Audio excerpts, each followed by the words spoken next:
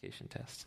Yeah, I want to hear more about how you two, we've talked about, outline the future and what we see, how you two want to participate in that future. So Balaji, I'm curious, maybe first you can describe the vision for Coinbase and your work there, and then Naval, you can get into AngelList, CoinList, and the other efforts. Sure. Yeah. So what am I doing at Coinbase? So I am. I am investing. Driving the addition of new assets first and foremost. The integration of Earn and making that something that I think maybe you'll be able to earn as well as buy and sell at Coinbase, and then a bunch of other cool projects I can't talk about too much, and then doing a bunch of things with Coinbase Ventures and investing in a lot of the companies that are coming up. And talk broader about the vision of Coinbase. Oh, build an open financial system. And while that sounds maybe like, generic corporate speak or whatever, what it really means is, if you think about what Linux was versus Windows, Linux was an open source system and anybody could download it and you could hack it and you could get access to it. And now you had an operating system that you could customize. And the same way, like building a more open financial system, it's hard to imagine a financial system that's more closed than our one is today, right? So a more open one is one where you can pull a blockchain and a kid in Vietnam can go and collaborate with somebody from Japan and Brazil and Turkey because they're all using the blockchain at the same time.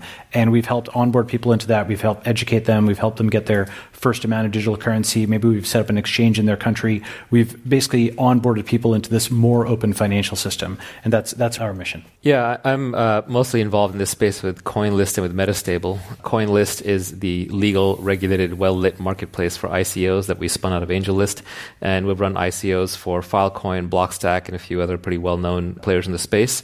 Now also doing legal compliant airdrops. So we just ran the Definity airdrop. Airdrop being when they're giving out coins to influential people like developers who they want supporting the project. And then with Metastable, we're the oldest cryptocurrency fund that bought anything other than Bitcoin.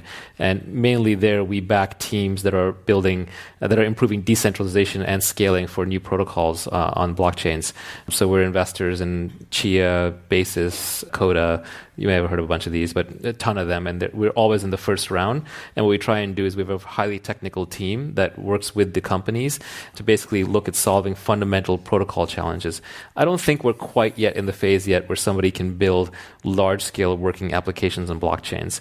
You may not have caught this at the beginning, but the solution to how to make sure somebody doesn't run off with your money in blockchain land is everybody keeps a copy of the entire database going all the way back to the beginning of time. It's incredibly inefficient. So blockchains just don't scale well. You trade off decentralization and survivability for scalability. And so now there's a whole generation of startups that are trying to solve the scalability problem. And so we back teams that do that. You've also, of course, started AngelList. And AngelList, among other things, really tried to democratize venture capital, democratize investing in startups. I'm curious how you think about inequality as it relates to crypto blockchain, wealth inequality, social inequality. Yeah, I mean, you got to unpack the word inequality because some people use it to mean inequality of opportunity and some people use it to mean inequality of outcome. So equal opportunity is, the American dream. It's in theory, if the American dream works, we all have equal opportunity to get to wherever we want within